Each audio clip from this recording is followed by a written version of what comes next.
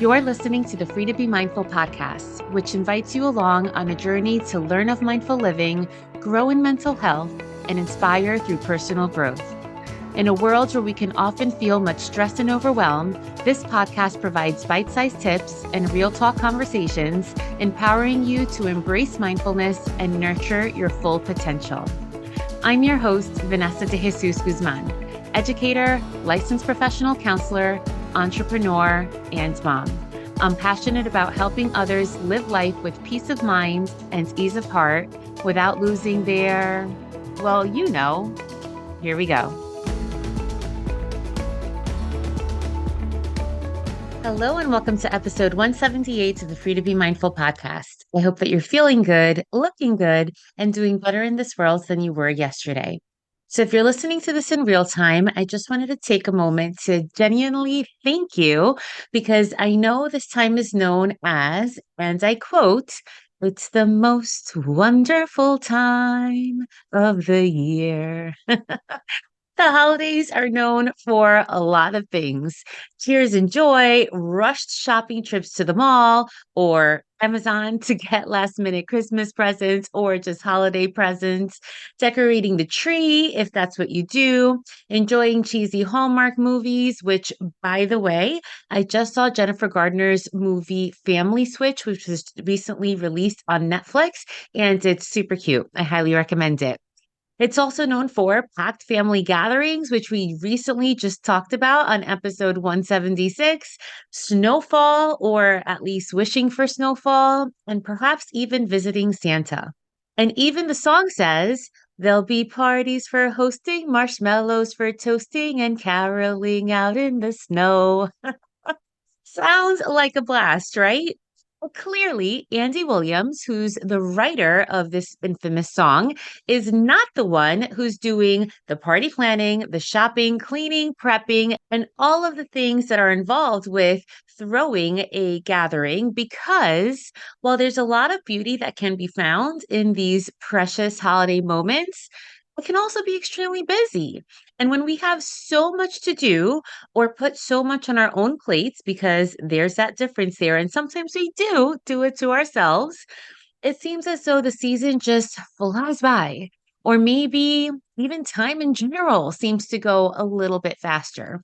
And sometimes, as glorious as the break may seem, we can get really caught up in the busy, hectic holiday schedules and not really giving ourselves the opportunity to enjoy, reflect, find peace and joy in these precious moments. I noticed that used to happen to me a lot when I worked in schools. The month of December is a blur of activities in a school, which consists of winter concerts, sometimes a play or a pageant, sometimes a community service, and then holiday parties. And if you really counted how many hours you're actually teaching, it's really not quite as many as the average month. And then the after school, oof, the traffic to get home would sometimes take me from a normal 30 minutes to 60 to even 75 minutes around the holiday time, as I needed to drive through Paramus, which is the US town with the most malls per square mile than any other town. So you can imagine around the holidays, it was just packed. And then by the time I got home, it was dark already because 4 p.m., it looks like pitch black outside. And then to try to fit in a workout and dinner and something festive to do after school seems nearly impossible. And by the time it's 8 p.m., it feels like it's midnight. And then you turn in to do it all over again the next day. However, with the privilege now of being able to create my own schedule, I really get to slow down, to intentionally slow down, and I really get to enjoy the season. It's intentional, again, as I mentioned, because it's really easy to let it all pass you by, because of course, there's always something to do. But taking out time to watch Home Alone for the gazillionth time, or to make a decadent hot chocolate to enjoy with my son, or to turn on Christmas music while wrapping presents, which I very much enjoy. There's just something to be said for finding joy in these small moments as opposed to do it grumpily at midnight when you're already exhausted. And yes, we all have different schedules, and depending on how much we have on our plate, can determine how much we can do. but we always can find mini moments in order to make them mindful moments. So, for this holiday season, here are some quick and easy mindful moments that can help you enjoy the holidays and embrace mindfulness in the overall festivities. The first is carving out time to truly soak in the moment and use your senses to help you achieve this tip. So think of your taste, touch, sight, smell, hearing.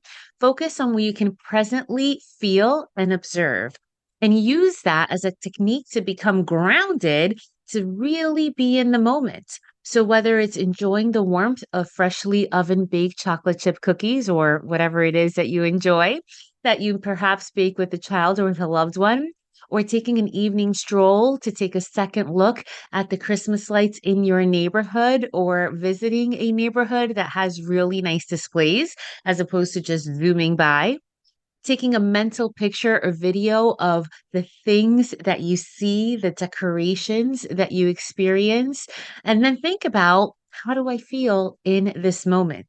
These are the simple ways to infuse mindfulness in everyday moments and then hold them close to you so that if they bring you joy, you know how to reinvent the moment at another time. Two is, although sometimes the holidays can bring upon stress, by managing our expectations and making space for our loved ones, we can take parts in the traditions with empathy and kindness. So maybe let's say you have relatives over that you don't typically see often, or maybe you finally get a break from work to sit at home and play games or watch holiday movies. Maybe it's that special kiss under the mistletoe, or even a long distance video chat where you get to celebrate with friends or family from afar.